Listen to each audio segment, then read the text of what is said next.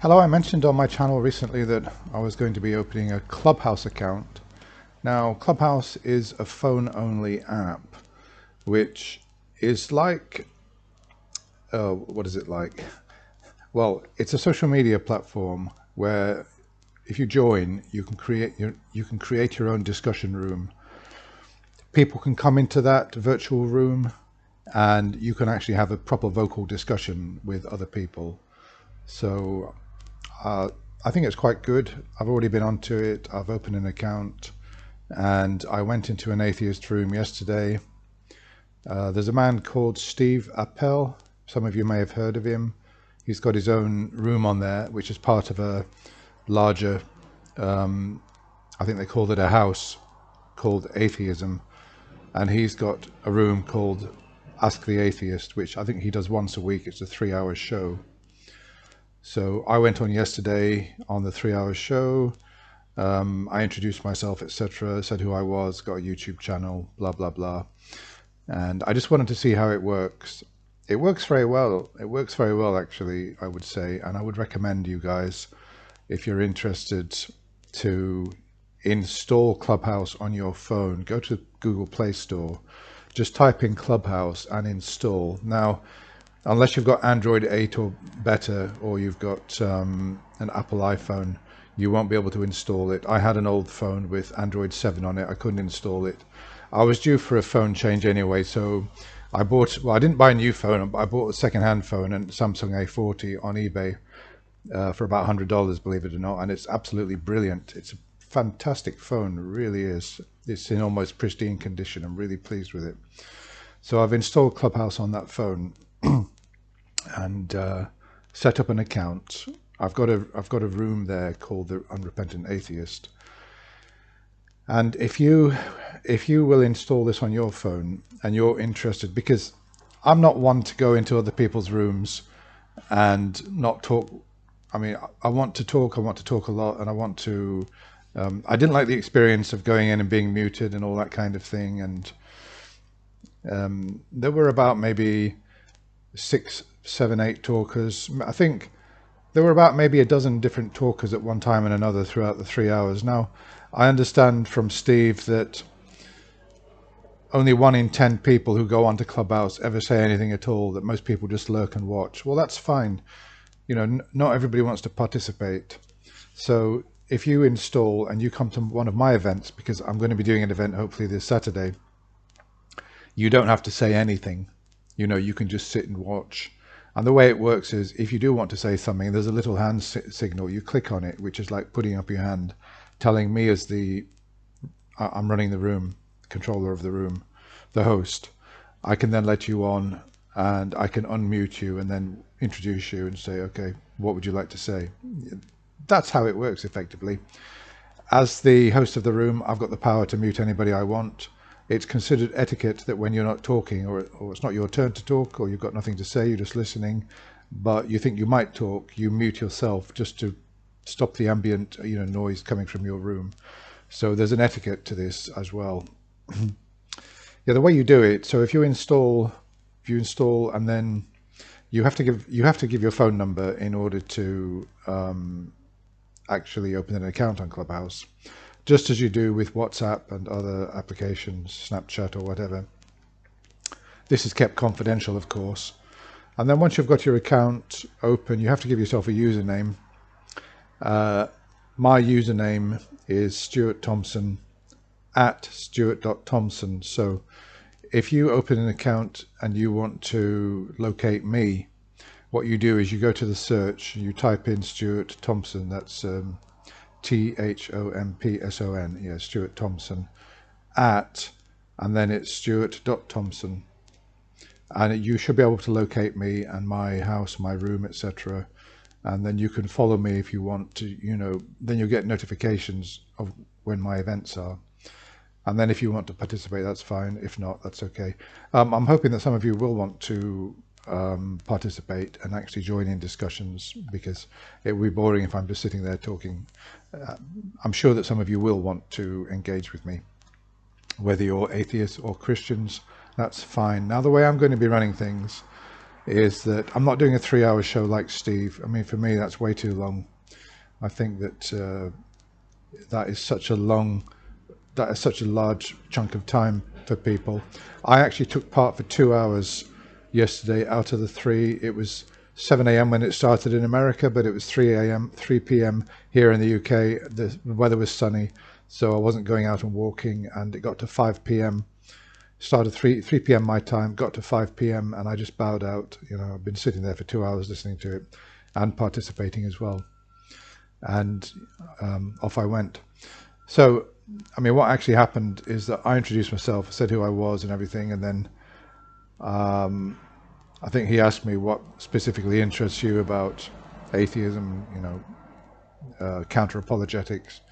And I just said something off the top of my head, which was that I'm interested in how Christians reach the conclusion that the Christianity is true, and the tension between faith and evidence, because it seems to me that if you've got evidence, you need very little faith, or you need no faith. The less evidence there is, the more faith you need. And I was interested in how they're evaluating the evidence and claiming that they've got lots of evidence, but also claiming that their faith is very strong. And I saw sort of contradiction in that. I mean, I just sort of mentioned that as something which interests me, and I am interested in it. And then he went to, well, how do you define evidence? And I said, well, again, I had to come up off the cuff. I said it was any information or a fact which is presented to support the truth of a proposition. For example, the proposition God exists. And I qualified that and said that it had to reach a certain standard in order to be considered evidence. He immediately disagreed with that, and he's a lawyer. He referred to evidence from a legal perspective and said that it's anything in a court of law. It's anything which is used to which the prosecution will use to support their case against the defendant. For example, documents, photographic evidence, video evidence, testimony, etc. And personally, I didn't get a chance, unfortunately, to come back on that, because the way Clubhouse works is that somebody else could come into the room and Steve will suddenly say, hello, John from Canada, Vancouver, how are you? And then that's it. You know, I mean, we were going into an interesting place, and then suddenly, you know, it all got cut off. I was asked to mute myself, which I did, and I didn't get a chance to come back and counter that. But I mean, later on, I thought, well, if definition of evidence is too general, it becomes meaningless. You could say that anything in support of a case, and then just leave it at that. Anything in support of a proposition. Well, for example, the proposition, Stuart eats porridge for breakfast every morning. Here's the evidence, this earplug. Now, there's no way that this earplug in any way could be used to support the proposition that Stuart eats porridge for breakfast every morning. You could, by a court definition, you can say that's evidence, but when we're talking about philosophy, epistemology, I think you've got to have some kind of standard. You can't just say that evidence is anything in support of a case, because if it doesn't really support a case, then it's not evidence. I didn't get a chance to come back and say that. I mean, better evidence would be if you were here, or I could show you. I buy porridge by the kilo. If I took out a 1 kilo bag, and there was only 100 grams left, it wouldn't be absolute evidence that I do eat porridge every morning, but it would kind of demonstrate that eating porridge is part of my routine. So I've used 900 grams. I might have a receipt about when I bought that porridge. So, I mean, that's some evidence, but of course it's not perfect evidence, but it's more evidence than this earplug. I think you'll agree with that. Okay, so yeah, the other thing that we went on to was a Christian then came on and said, you know, he was asked by Steve, you know, why do you believe? He said, well, I believe in the resurrection because we've got historical evidence. Okay, what is your evidence? Well, we've got eyewitness testimony. The gospel writers, they actually witnessed the resurrection, and their evidence is in the 4 gospels. Now, unfortunately, Steve doesn't really, I mean, he's good in some ways. He's got a brilliant radio voice. Actually, to be honest, he's engaged with Darth Dawkins, I've been on YouTube, I've found some of those conversations, and oddly enough, he actually sounds a little bit, he actually sounds like Darth Dawkins himself. If you want to go and look up his discussions with Darth Dawkins, they actually have uncannily very similar type of voice. I actually thought it was Darth Dawkins, Steve. I actually thought that he was, oh my God, I found Darth Dawkins. He's actually an atheist after all, or he's some kind of troll. But no, they are different people. They are different. But so with Steve, I realized when he responded to the thing about the Gospels that he's got it in some ways, but in other ways he's not very well clued up on history of the New Testament, and he sort of tentatively accepted, well, okay, so you've got these you've got these eyewitness testimonies, but how can we be sure that they're, and I thought, well, you don't give that ground, because that's not the case. And I was bursting to come on. I couldn't get on, and I couldn't get unmuted. And then I finally managed to get a word and say, oh, can I say, I've got something to say here which is relevant. Because other people in the room were not countering a Christian, the claim that he's made.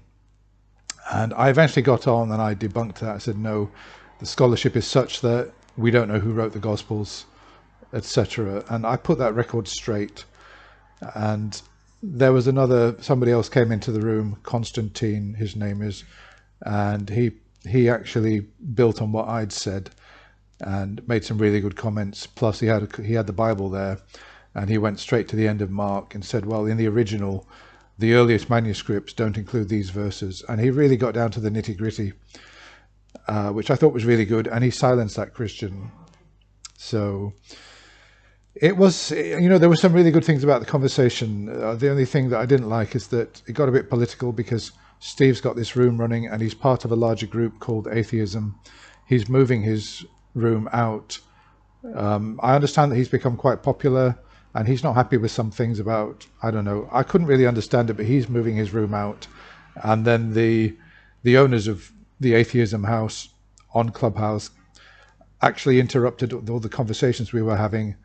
And there was then ensued a discussion with Steve about why he's moving out, etc. And I didn't like that. And I can assure you that when I do my own event, there'll be nothing like that. It will be pure religion, pure apologetics, counter apologetics. So the way I'm going to run it is that there's going to be a topic, and out of the hour we're going to spend 45 minutes on that topic. I'll have prepared something, so 45 minutes on that topic, and then there will be a free discussion for 15 minutes at the end, which will be something other than the topic we've discussed, but within the umbrella of what I do and what I'm interested in, which is atheism, countering theist claims, etc.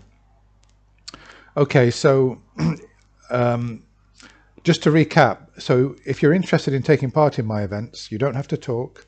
If you're interested in taking part, I would suggest that you install Clubhouse on your mobile phone. It's worth having anyway. It's a really interesting app. You can. I'm attending today. There's a skepticism house of skepticism, and there's an event today at 3 p.m. in the afternoon. I'm not too sure how long it is, but I've put myself down. I want to be there because I love skepticism. I particularly like debunking various claims, like recounting past lives, that kind of thing. So I'm going to be there. I want to find out what's going on in the skepticism room. But look forward to seeing you on Clubhouse. Now, I'm putting my email. Yeah. It's not like I can't really invite you or anything like that. The best way for you, because then you would have to give me your phone number, and I don't want you to give me personal information. The best way to find me, I'll put my username in the description below. You start your Clubhouse account, you put my username in the search, and you will see me appear.